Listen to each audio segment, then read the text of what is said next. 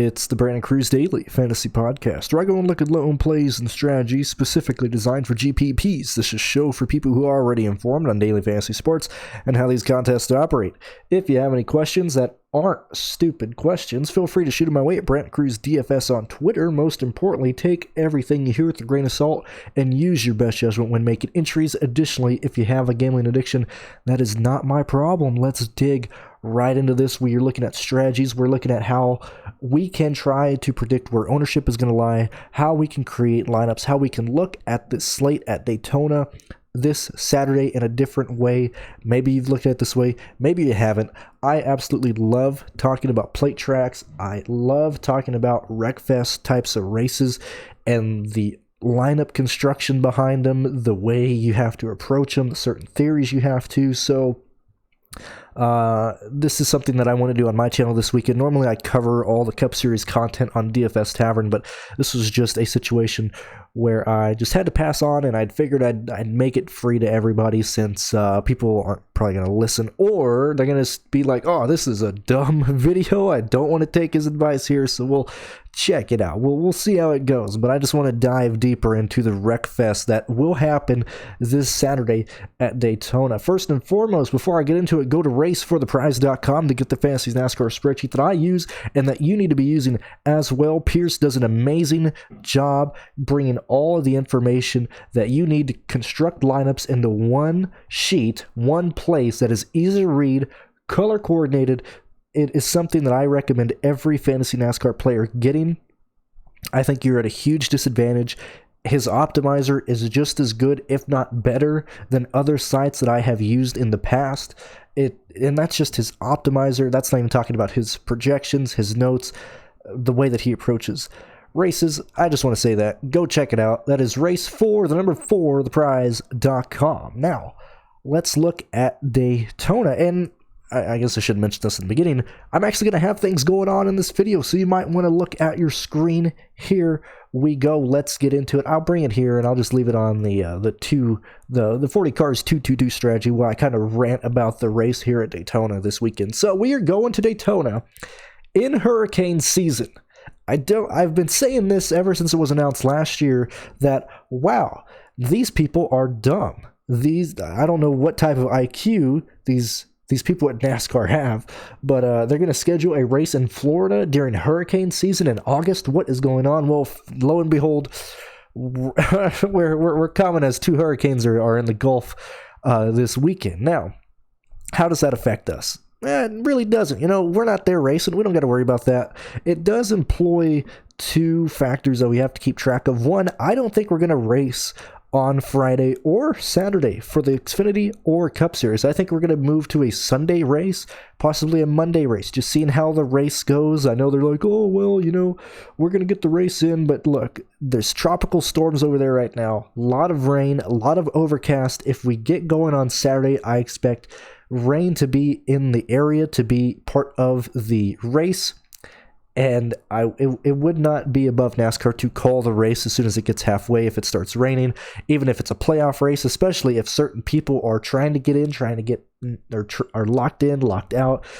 I mean, look, this is the type of race that conspiracy theories are just going to pop out no matter how this race goes. But if there's rain involved, if it ends early, if it gets delayed, that's just something we got to keep our eye on. And we have to look at the fact that this is a playoff cut race, which I will focus on at the end of this video. But this is a playoff cut race. NASCAR wants excitement. They want people to be able to race their way in. They want people to be able to put on a good show for the fans. And, well, there's fans in the stands this weekend, so we'll see what happens. But for a lot of people give me flack, and they like, man, why do you bring up Earnhardt dying so much? Why do you bring up all these drivers dying so much? And look, I love racing. I never ever want to see drivers get injured, but the media, and I'm not saying fake news or anything like that between politics or anything, I'm just saying the racing media that NASCAR has created has highlighted wrecks, have highlighted destruction. Daytona, this race specifically, has seen some horrific wrecks just in the past 10 years alone. And so look, that's why this race exists. I mean, if NASCAR really cared about their drivers, they wouldn't have Daytona as a cutoff race, to where they know people are going to be desperate, to where they know people are going to be pushing it every single lap. So I'm just leaving that out there. And we'll talk more about the cutoff and points racing and all that. So when you're making, and I'm, first and foremost, we're going to assume that this is a wreck fest. I 100% believe this is a wreck fest, darn close to only 7 cars finishing the race without damage. That is how violent I think this race is going to be. I think we're going to see a lot of stupid calls, whether it's crew chiefs, whether it's drivers, whether it's spotters, whatever the case may be. I think we're going to see a lot of mistakes, and not people spinning out, not understanding the car, but people trying to race their way in at the end of the stages and at the end of the race. This is a crucial race for people who are not locked into the chase.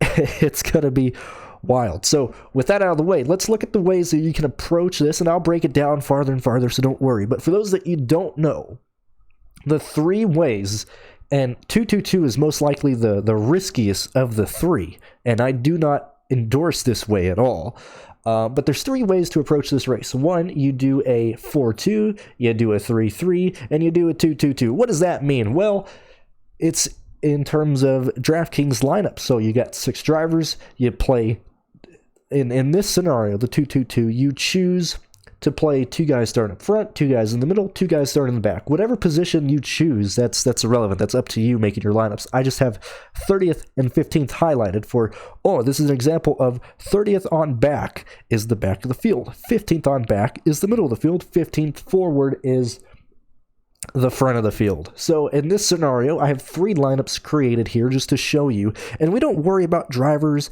we worry about ownership, we're playing positions. But for this example, the driver starting 5th, the driver starting 8th, the driver starting 17th, 20th, 32nd, and 37th are in lineup A on a 2-2-2 lineup.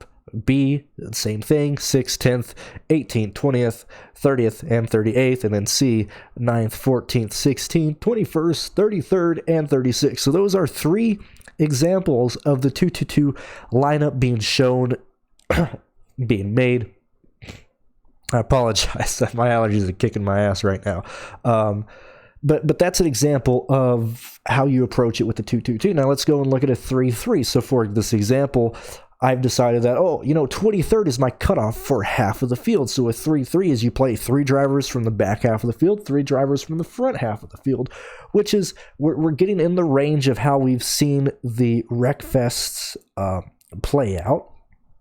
So yet again, lineup A, you got a driver starting 10th, 13th, 18th, which is your 3 drivers starting from the middle forward, and then 29th, 34th, 37th on back. I don't have to talk you through the other lineups you can see here. And then 4-2, a strategy. I'd like a 3-3, a 4-2 for a majority of my lineups this week, and this is going to be a weekend where I play more than my single entry that I've been doing this week. I'll probably go back to at least 50 lines, just because I love the possibility of this race and how it can go. But a 4-2 is the same example here, so I'm going to say 23rd on back is my back half of the field, 23rd on forward is the front half of the field, so a 4-2 is, yet again, 17th A, 19th A, and then 36th, 37th, 38th, 39th A, and you're playing these to basically cover the risk that you're playing these guys. Same with the B. You guys can figure this out. The way you're constructing these lineups is to have the highest possible ceiling in the case that people wreck, and to lose the least amount of points if your drivers crash. So in this example, B would technically have the highest ceiling because it has most of the drivers in the lineup starting farthest on back. So, the 2 A's can crash, the 2 B's can crash. B's are going to and finish last. Let's say for this example, A starting 17th and A starting 19th crash, and they finish dead last. And if you compare that to 21st B and 22nd B crashing and finishing last, A will lose you more points than B. So you're basically just minimizing the risk, you're minimizing the amount of points you can lose and things of that nature. Now, if you look at, and I'm going to quote the sheet here, I'm not going to give away everything because I want you to go buy the sheet at racefortheprize.com, but if you look at the races, at Daytona in the fall, let's check and see where the average starting position is. Okay, so in 2017, in the fall race, the average starting position was 24th. The average finish was 15th for that optimal lineup. So those drivers were Brendan Gaughan starting 31st, David Reagan starting 22nd, Paul Menard starting 22nd, McDowell starting 32nd, Ricky Stenhouse Jr. starting 6th, and Corey LaJoie starting 23rd. The finishing order for those drivers were 7th, 6th, 3rd, 4th, 1st, and 11th. Looking at the 2016 fall race, and I'm using these farther back because I want you guys to go purchase the sheet rather. You can check out all this, but I'm giving these two races as an example. So the Daytona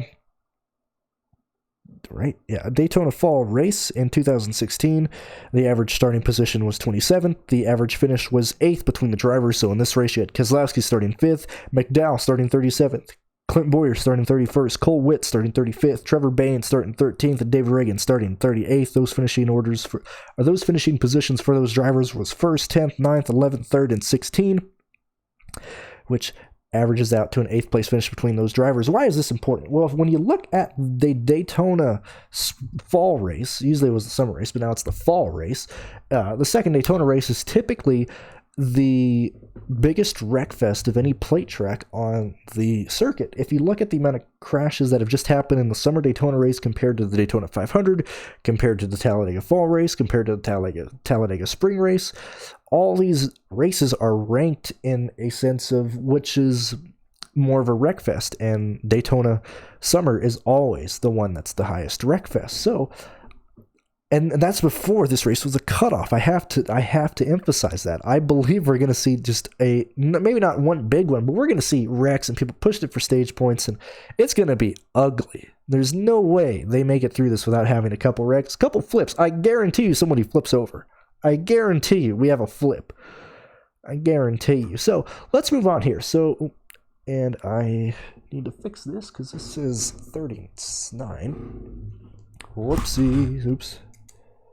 I'm sorry, I was editing some of my templates last night and forgot to change that. So if you look at the ownership for 40th, in a sense of where you want to look at. So obviously, as I just gave in the example of the 4-2 of which lineup is or has a higher ceiling, higher floor, things of that nature, 1st through 10th is typically an I only want one-offs from this area on the grid, because if they wreck, they're going to sink my lineup. We typically need somebody inside the top 16 to just be a one-off in your lineup. That's what we've seen in the optimal lineups, but with this race being a wreck fest, you can argue that you might not want to do that. You can argue that, I'm going to go a 5-1 in a sense of one person starting, 14th on higher and 5 drivers from 14th on back.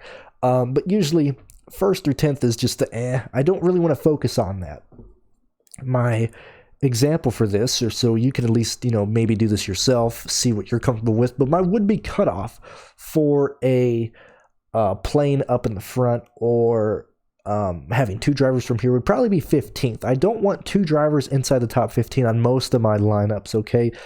I want to have just 1 driver top 15, focus on the rest of the field for the remaining 5 drivers. I don't like where this 21 is at. I'll fix that later.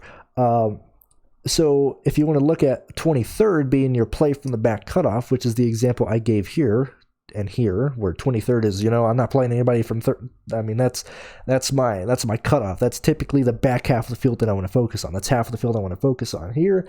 Most of the GPP players will be won or lost around this area, 22nd to 36th. Your main pivots are typically from 31st to 36th. It's usually the Backmarkers, the Rick Wares, the Quinn Hoffs, or the Rick Ware cars, the Quinn Hoffs, the people that people don't like but are able to qualify in the top 30.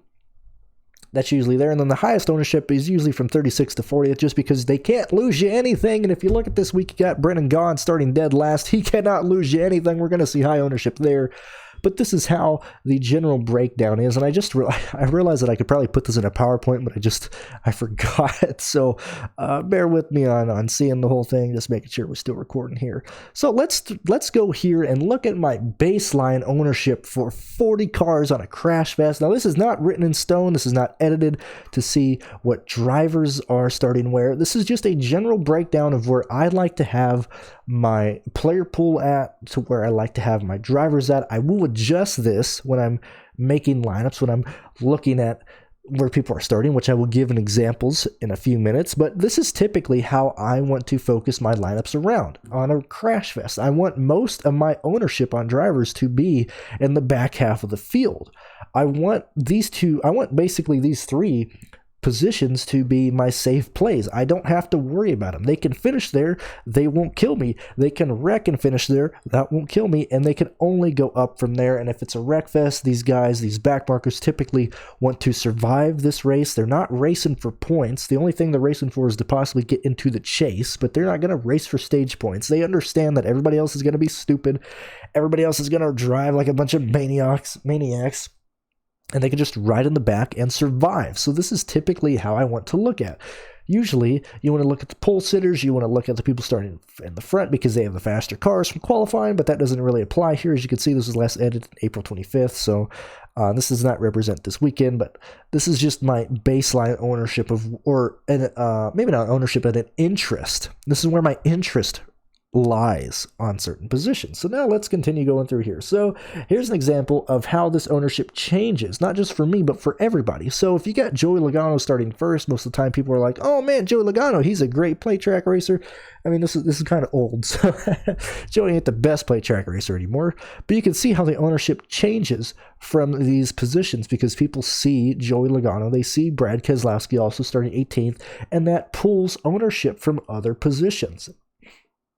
Now, just imagine if instead of these positions being blank, you see that people are actually, good or bad drivers surrounding this. So typically, if you have Keselowski surrounded by a bunch of not bad drivers, but not people who are looked at as good plate track drivers, Keselowski usually gets more ownership because people are like, well, I could go with Ryan Preece, but Keselowski's just a better play. I can afford him. I'm not caring about salary. I'm not worried about any of that type of stuff entering Daytona. So that's where the ownership is pooled between different drivers. So now let's look at this week's race at the back half of the field, starting 27th. I have not changed this, so don't look at that. But let's look at how this is going to break down in the back half of the field. People haven't seen this work at recently in plate tracks. What do I mean by that? Well, if you look at Race for the Prize, or if you go to if you look at Racing Reference, if you see, I'm pretty sure people will post optimal lineups on Twitter anyway, but if you look at them, you'll see that, they typically aren't as, what can I say? This strategy doesn't work as well because it only works about once a year, and that's in the plate track that is a complete wreck fest. If you compare the strategy to, playing, more and more team stacks or more manufacturer stacks or other plays, it doesn't work other than pretty much once a year. And this is the race it's going to work at, in my opinion. People are scared to play backmarkers. I don't care if they're starting in the back. People don't want to play Quinn Hoff. Excuse me. People do not want to play the Rick Ware cars, no matter their possibility to get you a ton of points. If this is a wreckfest, people will not play backmarkers. I can attest to this because I've been heavily focusing on the plate tracks in the Cup Series since I started playing DFS, and I always get backmarkers at a way lower ownership than I expect because people just do not want to play them. No matter what they say, no matter what happens, no matter if they're going to be like, well, there's a good driver in the back, but I'm going to fade him for the backmarker. They don't do that. People do not want to put money on them, especially in the higher stakes ones. It's very rare to see people really just going gung-ho on backmarker teams, on bad drivers. And so what do? People still play names. They play good, the quote-unquote good drivers at plate tracks. And because of that, backmarkers will have even lower ownership than what I project. And it always happens like that. And that's just how it is. So for example, I have these ownerships written out. Gosh, my nose is running like crazy. And I'm recording this on Wednesday. The prices just came out. They just confirmed the starting grid, or no, not confirmed, but I mean, the prices are out and everything like that. People are finally starting to dive down and really check and see where ownership is going to lie. Usually I change this for my own personal side. When I'm making lineups, I usually wait until Saturday morning. if it's a Saturday race like this weekend at Daytona, I'm going to listen to a lot of podcasts and a lot of videos this weekend. I want to see where the community is, where the industry is looking at, and I'll adjust these accordingly. But right now, this is where I think a lot of the interest lies, and I think this is my baseline ownership for this weekend. So, looking at Brennan Gaughan starting dead last. He's going to draw ownership because people are like, oh, it's Brandon Gaughan. If you look at his, and which you can find at raceforprize.com as well, if you look at his times that he has been optimal on a plate track, he has been optimal 3 times at Daytona and 1 time at Talladega. In his races here, a lot of people are going to look at that. They're going to be like, oh, Brennan Gaughan is optimal. Brennan Gaughan is somebody you need to focus on. He's optimal. He's starting dead last. He can't lose you anything. Maybe people are a little hesitant after seeing him run the road course. Even I was a bit bummed to see him have a mechanical failure at the road course, but hey, he was running in the top 25 before that happened. But Gaughan will always gain ownership. I'm already seeing people be like, oh, well, Brennan Gaughan, Stenhouse, and Elliott are the easiest fades of the year. You gotta fade them. It's super easy. Look, no, that doesn't happen. People are gonna play Brennan Gaughan because what is that? Oh, you want to play Joey Gaze? No, man, you want to play Brennan Gaughan. He's gonna fit in every lineup. His ownership is going to be up there. I have him projected for 69 to 78% right now on a Wednesday rather. I got 3 days to zone in on ownership, and I normally hit it pretty well on these plate tracks. Moving up, if you look at these perceived trash, what do I mean by that? Well, people see Belichick as trash, Davidson trash, Joey Gaze trash, Chastain. Well, he's better than trash. He's in a good car, I'd rather play Chastain over Gaze, so I mean that's going to bump Chastain's ownership up. Hill is considered trash. Quinn Hoff is literally trash, and probably my favorite play this weekend. I guarantee you nobody plays Hoff. I bet you his ownership is in the teens. There is no way he gets above 20% ownership. He might, if people really start harping on this, like Quinn Hoff ain't going to be owned, you need to play him. Maybe he gets around 25, but I have him projected as the lowest owned guy on the race. And for good reason. I mean, he can wreck. All these guys can wreck, but you're playing the ownership game here, okay? So let's look at J.J. Yaley. He's yet again perceived trash. He hasn't been that well. He hasn't done that great. Chastain, at least he's been optimal a few times. Yaley's been optimal 1 time, so I guess he's probably the best trash out of all these guys. Brennan Poole, not interested. Then you get to Ricky Stenhouse Jr. People are like, oh, too chalky, don't want to play him, but they're going to play him because people, what do? They play the names. People play names at plate tracks. They've seen where Stenhouse is finished. Let's look at his finishing positions, ladies and gentlemen. Let's dig right into his finishing positions. Let's just look at Daytona. Let's not even bother with Talladega. Let's look at Daytona. Where has Stenhouse finished at Daytona? In the in the 500 finished 20th. In Daytona Fall race finished 24th in 2019. In the 2019 Daytona 500 19th. Daytona Fall race in 2018 17th. The first race at Daytona 2018 29th. Daytona Fall race finished first. Daytona Summer race Daytona 500 finished 31st. Man, I keep whacking my iPad. I can't even read any of this. But like Stenhouse is seen as a good driver compared to the back half. These backmarkers, these disgusting plays. So yeah, there's the whole lot. I apologize, I had to blow my nose there. But people perceive, and that's not even talking about Stenhouse's Talladega races, okay? So people perceive Stenhouse as a great play. And then you see Suarez and Ty Dillon. I don't have ownerships here because I'm not giving you guys all the ownership. Most people aren't going to look at my video. Even if they do, look, I wouldn't live or die by these ownerships made 3 days in advance. But I'm not going to do your job for you, okay? Yet again, these are just ownerships that are just here because I don't want to change the template. It's already there.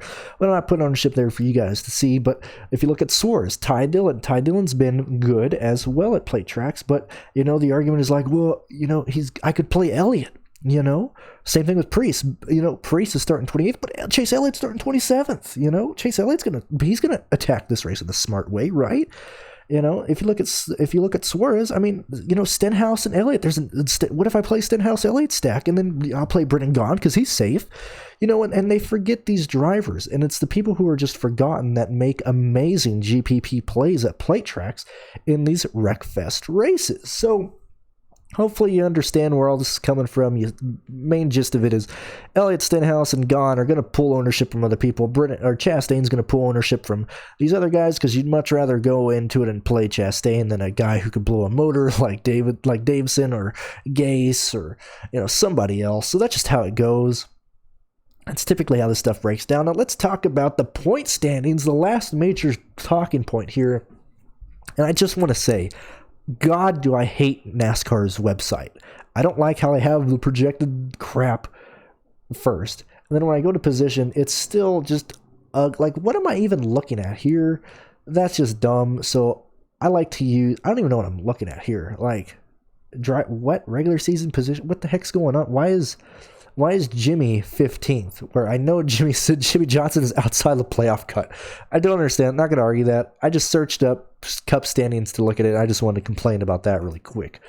But let's look at the playoff standings here. Let's look at where everybody lies. And I like how ESPN does it to where they don't be like, oh, minus whatever. 4 points separate Jimmy Johnson, William Byron. Okay? 5 points separate Matt Benedetto from William Byron. These guys are all racing for points in this race. I expect them to be very aggressive to get those stage points because it's not only about where you finish, ladies and gentlemen, it's about where you finish in these stupid, ridiculous race manipulating stages that I don't agree with, but that's the deck we have. That's the cards we have been dealt. Stages are here, and in a race like this, people are desperate for stages, especially when you're this close away. Let's say Matt Benedetto has a terrible first stage, finishes 32nd in that stage. William Byron, Jimmy Johnson, Eric Jones finish 1, 2, 3 for whatever reason. That's going to really hurt Matt Benedetto. That's just how it lies. So all these guys are going to be driving like crazy. And luckily, NASCAR actually has a good, article to look at. So you can see who clinches via points, who can clinch via wins, which is basically anybody in the field outside of the guys who have already won. But I am very hesitant to play any of these drivers. Maybe not Clint Boyer, but I'm nervous to play Benedetto, Byron, Johnson, Jones, Reddick, Bell. These guys are all in a position to where they can race their way in on points, or at least try and finish well. They're right there at the cutoff. If they don't make this, their season's over. Eric Jones, he's losing his ride at the end of this year. He needs to make this chase for him. He wants to feel better about himself. He needs to sell himself to another team. He needs this chase. Jimmy Johnson, his last season. And can you imagine? All Jimmy Johnson had to do was start the the Brickyard 400, and he would have been in the chase, So that's it. Jimmy Johnson, his perceived last year, and I don't think he runs another season, as many people would want to see because he's had such a weird year, bad year with COVID, missing a race. He probably won't run another year, so this is his last chance to possibly win another championship, or at least qualify into the playoffs or the chase, whatever you want to call it. So you have that. So I'm terrified to play these guys. I do not want to play because if anybody's going to make mistakes, it's going to be these drivers trying to push it, trying to get in on points, trying to win the race, trying to do anything they can to get in the playoffs. And if you go back to where I first started with the rain, with the weather, if this is a rain-shortened race, if they know rain is coming, it could get wild. If anything happens, this is the playoff race. I can't explain that enough. I can't stress that enough. These drivers literally have nothing to lose. If they lose, hey, you know what? We didn't make the playoffs. We didn't make the chase. We're not going to have a chance at the championship. I guess we'll just move on. This is them competing for a championship. This is them competing for sponsorships. This is them competing for more money. This is them competing to try and bring more money into their team, not just for the drivers, but for their team. This is a dangerous place to get drivers from in your pool for NASCAR this weekend, and that is about it. I think I have covered everything I wanted to in this video. I know people have been asking me for a long time to go into more detail about this, to really talk about the strategies you can play, the strategies you can look at these plate tracks, because this is all I love to talk about. And so hopefully you guys enjoyed this. Hopefully you guys liked it. If you do, please go check out my stuff at DFS Tavern. Get the Patreon there. You have my heat map for every race. You have my, I'm basically I'm in that Discord the entire time talking about that here, or talking about that there. Here on my own channel, I have a Patreon. If you guys feel like that this helped you in any way, if I've ever helped you in any way, feel free to put money in that Patreon for me personally. The link is in the description below on this video, because that's my personal one. And thank you guys for listening, and this will probably be the only Cup Series video I do on this channel this year, because yet again I cover Cup Series at DFS Tavern, but just wanted to make this, so thank you guys for tuning in, thank you for listening, and best of luck this weekend. It's going to be a wild race, and I guarantee you somebody flips. Guarantee you. Don't know who it is, don't know if they're going to catch fence, don't know if they're just going to flip in the grass, but we're going to see some flips. We might see 2 flips, man. There might be 2 big flips. That's all I got to say. Best of luck, and have a good weekend.